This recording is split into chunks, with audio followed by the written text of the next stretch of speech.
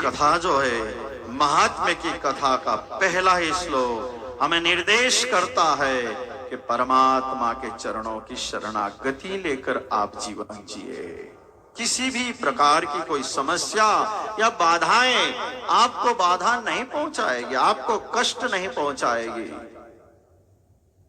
मकान के भीतर आप बैठे हो तो चाहे जितनी भी बारिश बाहर होती हो, लेकिन आपको वो भिगो नहीं पाएगी। मकान से बाहर निकले तो आप बारिश से भीग जाओगे, ठंड लगेगी, बीमार होंगे, दवाएं करनी पड़ेगी, और दवाएं भी काम न लगी तो राम बोलो हो जाएगा।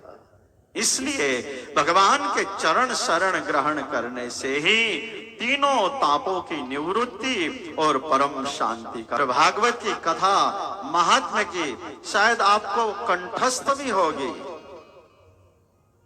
पुनः एक बार भागवत कथा का महात्म्य हमें ये कह रहा है, क्यों संसार में रहते हुए भगवान की भक्ति, ज्ञान और वैराग्य,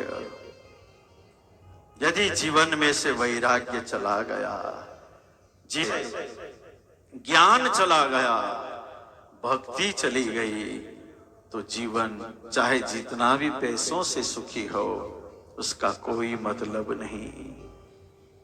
रावण के पास सब कुछ था, रावण के पास राम की एक भक्ति नहीं थी। रावण के पास धन का भंडार भरा हुआ था, लेकिन रावण के पास यदि वैराग्य ज्ञान होता तो शायद रावण आज जो हमारे दिलो दिमाग में जिस प्रकार आज हमें लगता है रावण वैसा नहीं होता। मित्रों, तो ये कथा हमें कह रही है भागवत महात्म्य की कि संसार में रहते हुए आज कलयुग में हम जीवन जी रहे हैं, यदि हमारी भक्ति हमसे दूर है, हमारा ज्ञान और वैराग्य यदि शुष्क है, तो आओ भागवत को सुन करके पुनर्जीवित भक्ति को करें, ज्ञान और वैराग्य को बल मिले,